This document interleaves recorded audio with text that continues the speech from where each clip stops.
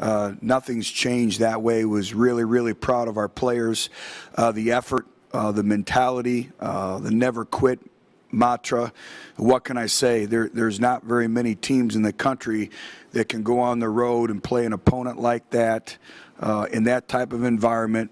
The 8th-ranked team in the country, turn the football over, have some penalties, and get the game into overtime and have an opportunity to win the football game. I think that speaks volumes. But a lot of lessons learned, a lot of things to improve on.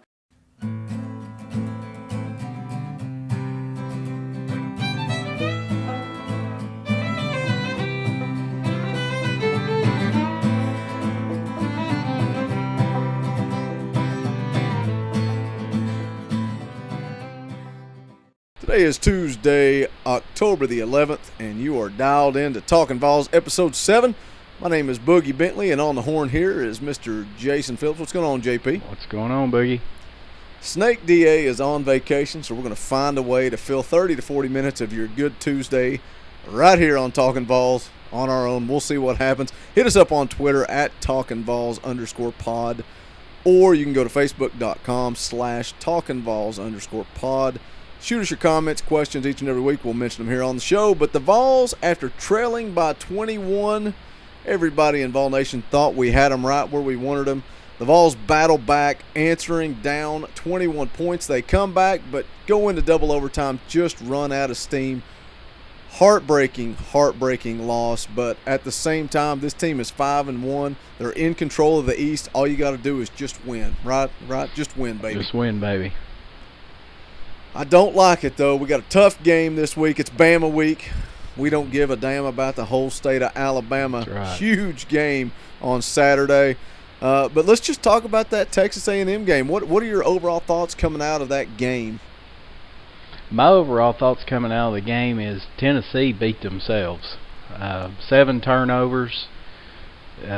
You just can't do it, and we've talked about it, since the season started, that at some point in time, the sloppy play, turnovers, untimely penalties, those type of things are going to come back and bite you. And Tennessee had been living dangerously, but had found a way to do it, and dang near pulled that one off Saturday. But just overall, just super proud of the kids. I felt like that they just never let up. I mean, it was obvious. I mean, what a play by Foreman there to even give us a chance to come back down and tie that game. Sitting there watching it, you just knew that Tennessee was going to tie that football game when he punched that ball out of his hands and Tennessee got that ball back. I mean, there was no doubt. That was probably one of the calmest minute and a half that I had the entire game. I just felt comfortable knowing that Tennessee was going to drive down there and score. I mean, almost 700 yards of total offense. I've been the biggest DeBoard critic that there is, but you got to hand it to him. I thought he called a really great game. Thought certainly Alvin Kamara just had a tremendous game. I mean, he rushed for over 120 yards, had over 150 yards in receptions. Just got to figure out a way to hold on to the dang football. What's so odd about it? It's just mind-blowing, honestly, because in Butch's first few seasons, that is just not typical of a Butch Jones coached football team. 21 fumbles through 6 games, like you said, the penalties, just poor discipline, which is the complete opposite. And what really doesn't make sense about it is a lot of these kids have been here throughout the entire Butch Jones era, so it's just mind-boggling at this point. You mentioned the Malik Foreman forced fumble, man. I think that play in itself almost sums up this entire season, this entire football team, and the fight that these kids have each and every week. We were there. We both doubted in that Florida game. We just said, here we go again. There's no way. But the kids don't. The kids buy in. They fight for 60 minutes, or in this case, more than 60 minutes. Just didn't have enough to get it done against Texas A&M. You mentioned Kamara and his great game. Man, him and Kelly, it seemed to me that it opened up the offense, which brings me to this. I love Jalen Hurd. The kid, he's a Tennessee kid. He gives his all. But I think he's clearly, it's not I think, he is a pro-style type running back. Do you think that Kamara and Kelly being in the ball game, I'm not saying they're better than Jalen Hurd. I'm just saying, do you think a more quick, elusive back fits this scheme better, and that was the difference on Saturday? What's the difference there in the running game?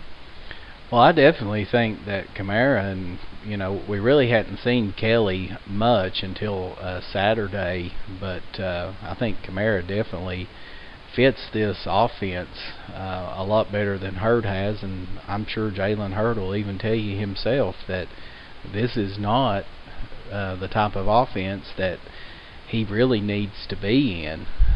You just got to respect him, like you said, a Tennessee kid, committed to Tennessee when they were winning 5 ball games a year, 5-star, could have went to Alabama, wherever he wanted to go, and stuck it out, and was committed to Butch Jones and everything. But so certainly, you're not going to say anything about him, but he really doesn't fit it. I think that the type of offense that we run, I think the suspect blocking that our offense has, that it seemed like that maybe Kelly and especially Kamara, that they had some better vision and they could find those holes. And they probably are quicker than Jalen Hurd, and they can put that foot down and go through that hole, no matter how small it is. But Tennessee found something there, especially in the second half. They were just gutting them right up the gut. So Tennessee certainly found something that they could do there, and I was really glad to see that they kept pounding it. And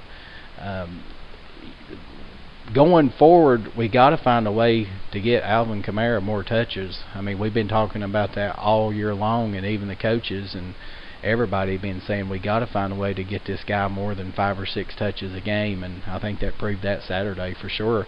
And it's a big question. What does the board do now? Supposedly Hurd is supposed to be back Saturday against Alabama, so what do you do now when you've seen what type of job that he can do, and John Kelly as well? Yeah, I mean, we can talk about it till we're blue in the face that they need to get him more touches. 6 needs to have the ball in his hands more often. But what do you do? I mean, do you split up the carries? Because at this point, Hurd gets more carries, obviously. But what do you do? Do you maybe put Kamara in the slot? I think they should come on some of those speed sweeps or play actions. But you got to get him the ball more. But DeBoer's got his hands full this week, because I don't know what you do to get him the ball, but keep Jalen Hurd involved in the offense as well. We've seen some of the plays where Hurd's lead blocking, which I think those are great. Mm-hmm. And I would like to see more. Dobbs in the shotgun and 6 on one side and 1 on the other side. I think that's a great formation, but you don't see that a whole lot. No, you don't, but I think that's something certainly that Tennessee needs to look more of, and maybe they were kind of hesitant to play both of them at the same time, thinking, one of them may go down or something like that. But I think with the way John Kelly performed Saturday, I think maybe that eases some of their concerns, perhaps, if there was concerns with that. But some way, somehow, they put Kamara there in the slot several times, and I mean, he made them miss. He made them much. He's just a really great athlete. He just got to learn how to hold on to the football. He had some of those issues last year, and certainly he had that big one on that screen pass down there. We fumbled right there at the 6-yard line, and you have to think Tennessee would have probably went in for a touchdown.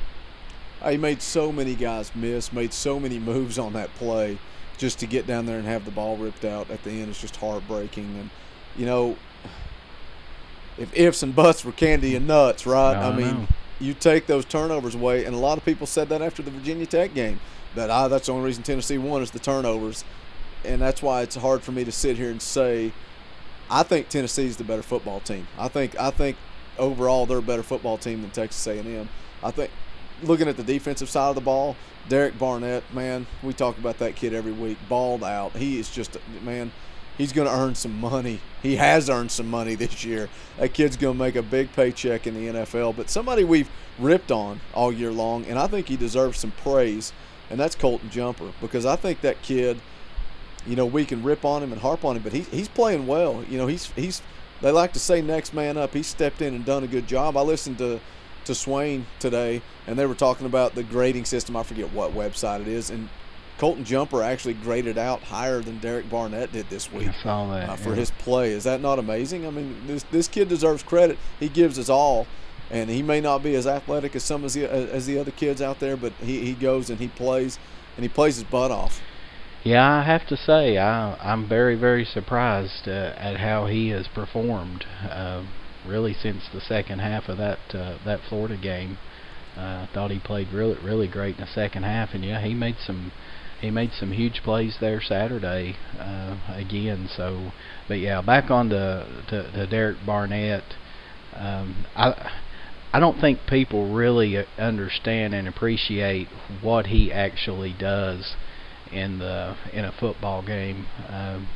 There was one third down play there. It was 3rd and 1, I think, there in the third quarter. We were down 28-14, and I mean, he just blew up the I don't know, I can't remember if it was the tackle or the tight end that was trying to block him, but he didn't actually make the tackle, but it was when Jumper went in and laid that hit on that guy, and they ended up having to pump. But if Derek Barnett does not get penetration in the backfield, more than likely that running back is able to cut it up without having to keep running wide, and Jumper probably doesn't get there to make that hit.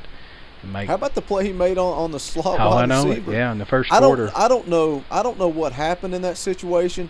You could see somebody coming down and talking to Barnett. I don't know if it was a zone blitz and he was in zone coverage, but the way the formation was, he pretty much knew he had the slot.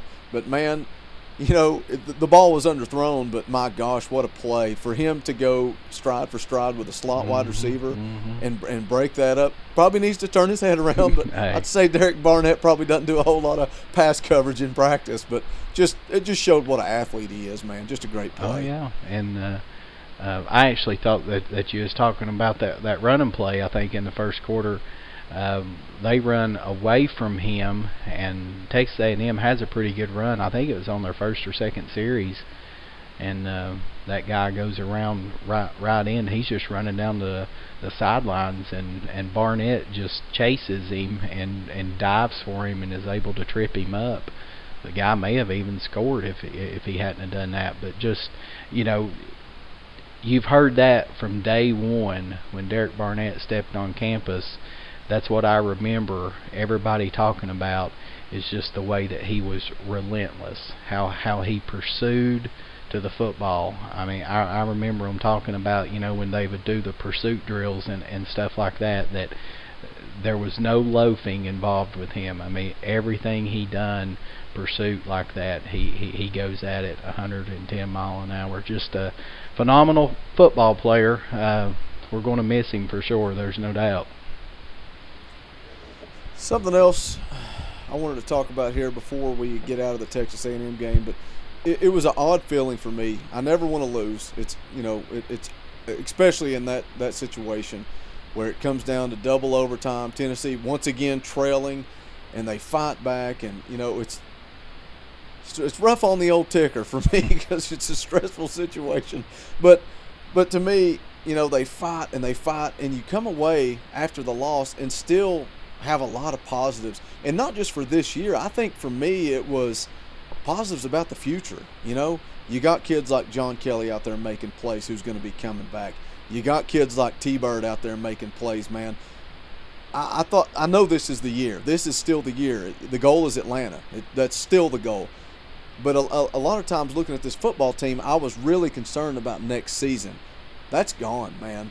I think the future is bright. I think Butch Jones is the guy, and I think Tennessee is back. Oh, I was definitely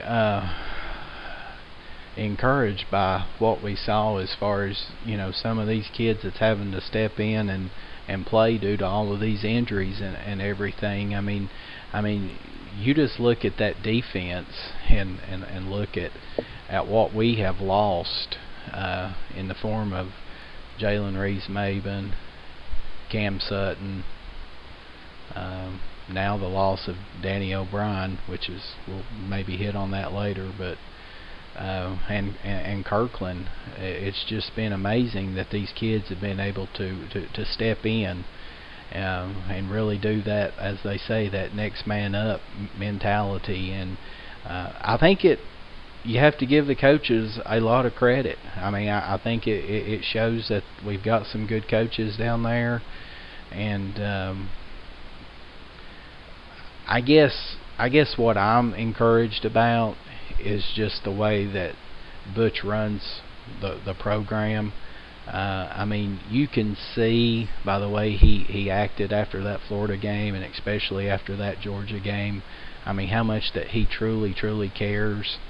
And I think that these players know that he truly cares for them as well, because I think that's why one of the reasons that they continue to fight the way that they do, and the way that they have just basically just laid it all on the line, and have been put in some tough situations, been down by a lot of points, but just keep on fighting. I mean, they just keep on fighting, and we know, I mean, we saw it at the end of Fulmer's tenure, we saw it, you know, all the way through the Dooley days.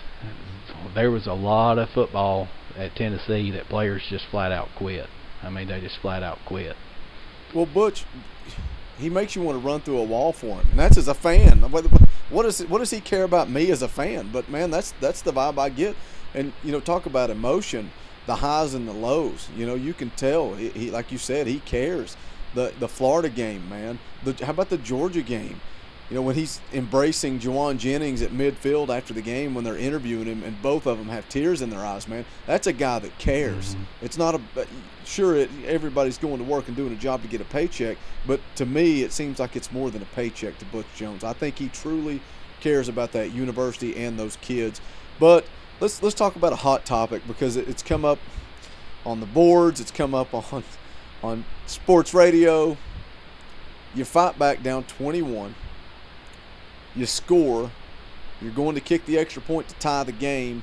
Texas A&M jumps off sides, and that ball's on the 1.5-yard line. You're the head coach, JP. What do you do? Well, when I was watching the game, I didn't think twice about it. I was like, kick it. Let's try to go to overtime, win it there. Of course, hindsight is 20/20. If there had ever been a time to go for two, I think that would have been a perfect time to do it. I think A&M's defense was pretty worn out. But, you know, we can sit here and say now, after a loss, yeah, we should have went for it and just tried to win that football game. But I didn't expect Jones to do it. I don't think he's that type that's going to take those risks like that. And you know as well as I do, if he had went for it and something would have happened and Tennessee hadn't have scored, everybody in Tennessee would have been all over him. You know, I mean, we saw it last year when he didn't go for two against Florida. You know, everybody, you know, automatically assumed that they would have made that 2-point conversion. They didn't think that, you know, Tennessee still had to make that 2-point conversion. They just wanted to chastise him because he didn't go for two. So, I mean, I don't fault him with it. Like I said, if I knew that we was going to lose the game, sure, I'd have went for it. But who wouldn't have at that point in time? Yeah, much easier to make the decision at that point in time. But I think if he had gone for two and not made it, I think the backlash would have been a whole lot worse than kicking it, you know, going to overtime and losing the game that route. I think he would have been annihilated if he had gone for two and they did not make it. But again, it's easy to make the calls now. I kick it every single time I kick it. I can't disagree with that decision. The defending his decision, they had the momentum. You know, I think at that point he's thinking they can't stop us. We're going to go into overtime. We're going to go score, and you're hoping you get a stop. Yeah. And I don't know if you saw the read option. I think it may be first down in the first overtime. Mm-hmm. If Dobbs keeps, he's still running, and that's a touchdown. Yeah, and the bad thing is that he knew it too. because as soon as he handed off and went around, he started jumping like crap. I should have kept that football.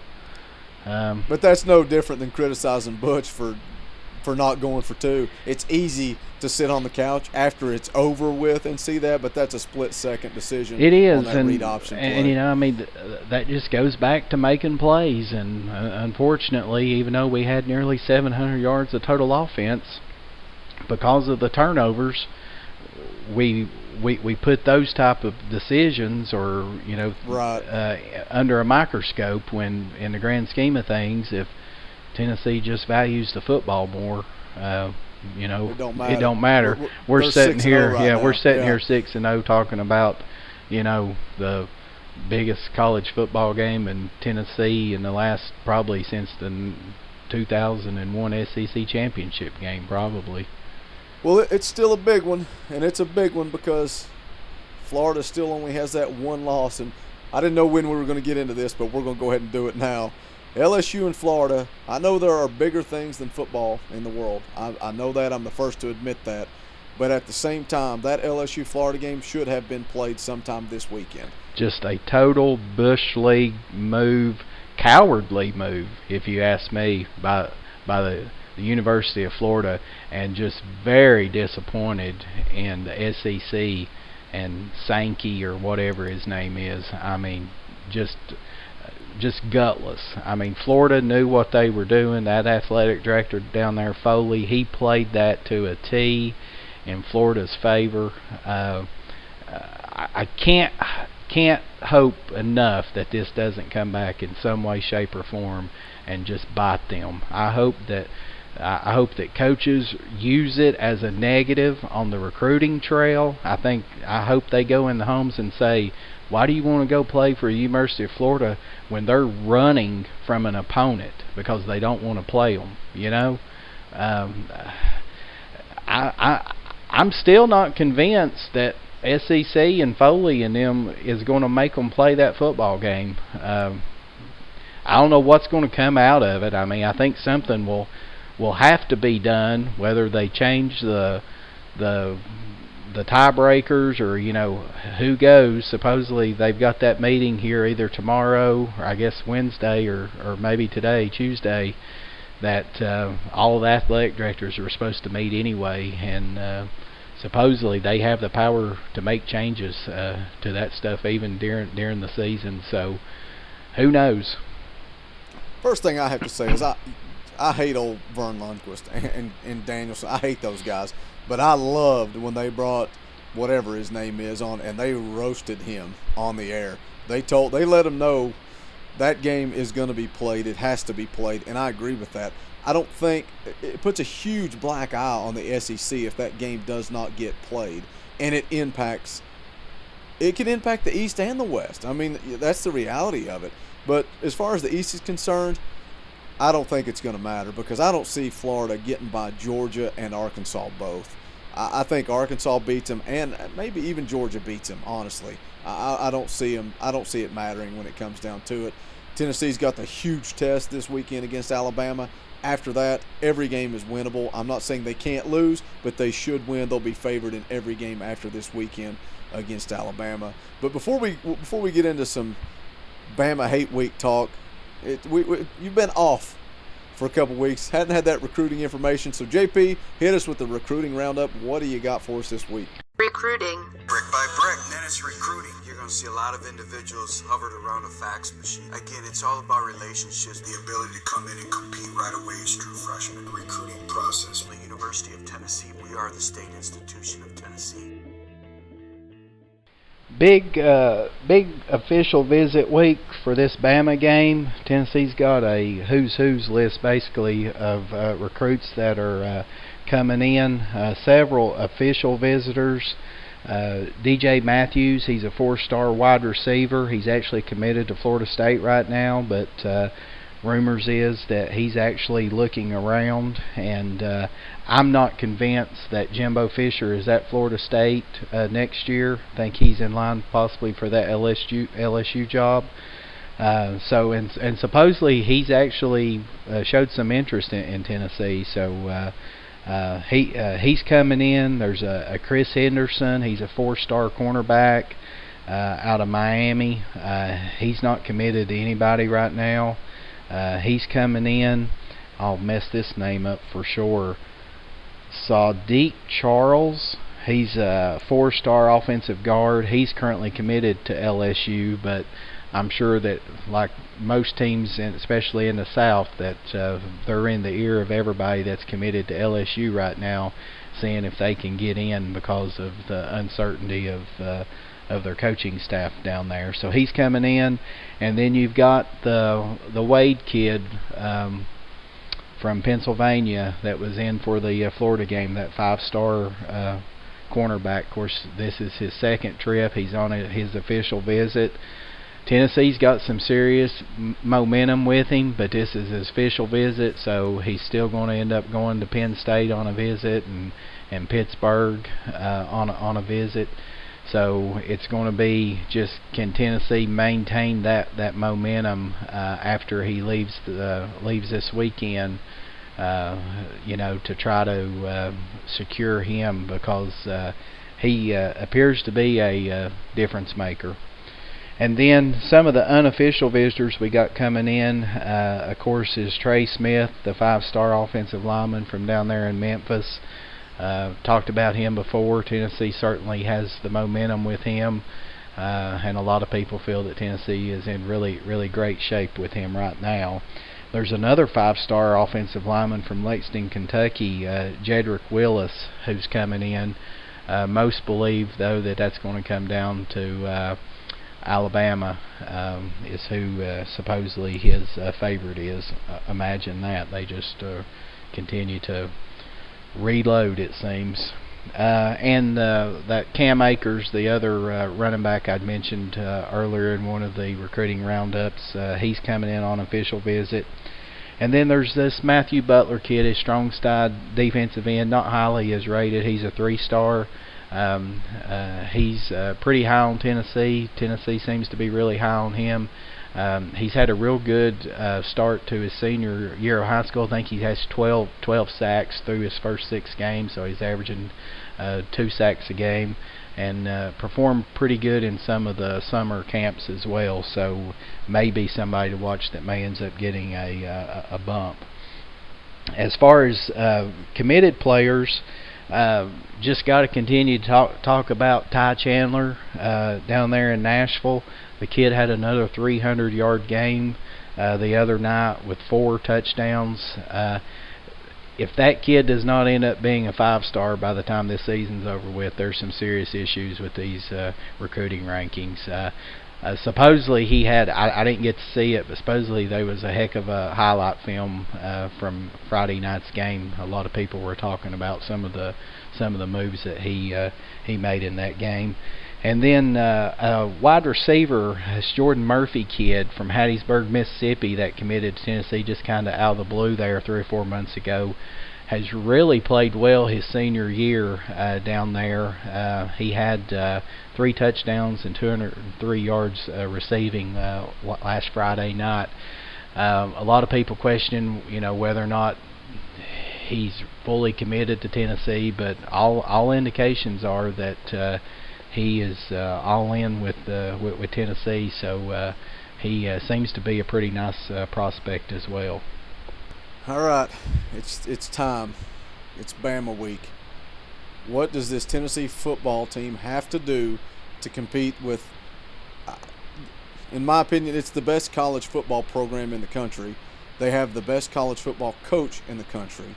So what does Tennessee have to do to compete on Saturday in Knoxville? I probably shouldn't even mention this on the podcast, but have you seen this new site, this new Facebook page talking about Burn Alabama in Neyland, and they're trying to get people to wear all orange on the lower level and smoky gray in the top level, so it looks like a fire. Yeah, I saw that. Have you seen? You didn't see it? Yeah, I saw it. Yeah. I don't know that I'm on board for that, but it just popped into my head. But what does Tennessee have to do on Saturday to come out with a win over Alabama? Well, not turn the football over. Not to go back to the Texas A&M game, but it's really odd because the offense played so well. if we can play like that, and I'm not expecting us to put up 700 yards on Alabama, because I think that their defense is light years ahead of what we saw down there Saturday. But if we can play and make plays the way that we did Saturday and hold on to the football, Tennessee, in my opinion, has a chance. I don't think Alabama's defense is as good as they have been in years past. I saw a stat saying that they'd given up over 400 yards in passing in 2 of their games. I think it was against Arkansas and Ole Miss this year. Yeah, Arkansas right at 400, and I think Ole Miss was just a little above 400. Yeah. But their defense takes advantage of their opportunities. They pressure the quarterback. They cause fumbles. They cause errant throws that get intercepted, and it's amazing. They throw an interception and they run them, every one of them, back. It seems like they get a fumble and they pick it up, and there's like nobody around them, and they run them back in for touchdowns. I think they had 2 defensive touchdowns Saturday against Arkansas when I was watching some of that game. But Tennessee went down there last year. Offense really wasn't performing nothing like it has, or like we've seen them capable of performing in some of these games. And we played them really tougher than anybody did last year. Losing that game, 20-14, I guess it was. But Well, who was it for Alabama that said Tennessee was the most physical team they faced all year? Yeah, it might have been Saban. I don't know if that's but first and foremost, Tennessee has to find a way to protect the football. I mean, that's just, it's been an issue all season long for whatever reason. It just is, and we've got to find a way to protect the football. On defense, what's going to happen. Pretty boy Kiffin's going to come out. I wouldn't be surprised the first play of the game he doesn't do play action. He's going to try to throw it over Mosley's head or the other cornerback. Can't even think now who I'm even. Buchanan. Yeah, probably Buchanan. I guess everybody's on a stretcher. Or Foreman. There's no doubt in my mind, if it's not the first play, it'll be soon. They're going to run the football. They're going to set up the play action pass. I mean, they've got the ultimate package, because they've got the offensive line usually that can protect, and they got 5-star playmakers all over the field. So they just give them the ball and go at it. One thing that Tennessee done really good last year, I'll be interested to see if Shoop kind of does this same thing that Jancic done, is Tennessee played their safeties back a little bit last year to try to keep from them going over the top. But we'll see if Shoop plays it that way, or if he has something else in mind. Tennessee has to be able to tackle. They were bad against Texas A&M. Too many missed tackles, too many whiffs, gave up too many plays that could have stopped drives, especially in the first half, because of those missed tackles and stuff. So Tennessee has to play their most complete game. I mean, in order to have a chance to win Saturday, they have to play their most complete game. They're not going to stop Alabama. Alabama is going to score. We know they're going to score. But they have got to play their most complete game. They've got to find a way to quit making these stupid penalties and having just these just terrible fumbles and interceptions and drops. We didn't even hit on that in the Texas A&M game. I mean, the drop epidemic showed back up for whatever reason. Yeah, I mean, obviously you come out and you fumble the ball 7 times against Alabama, you're going to get run out of the stadium. Yeah. You're not going to be going to double overtime. But the key for me, you hit on some obvious things there. Protect the football, tackle. My gosh, they have to tackle better. To me, a big key is they need to win first down. They need to get Alabama behind the chains. it seems like every year Alabama has a ridiculous offensive line, ridiculous running backs, and a quarterback that just comes in and manages the game. So you've got a freshman quarterback in Jalen Hurts. I think you win first down, force that kid to throw the ball, and maybe you're onto something. Play the safeties a little deep, help over the top, and try to force some turnovers. Force him into some bad decisions. Hopefully Barnett's living in the backfield. But I think Tennessee's going to come out, and I think they're going to compete. I think they're going to carry the fight for 60 minutes.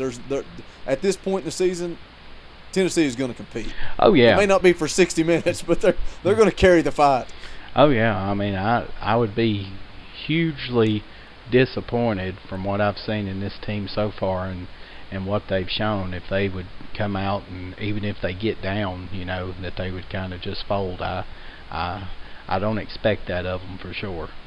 What do you think they're going to do with the linebackers? I know it just came out, Butch press conference today, talking about moving guys around. Do you think we'll see Kirkland back this week? And if so, do you think he'll slide outside and Colton Jumper, who's been playing well, will just continue to start and play?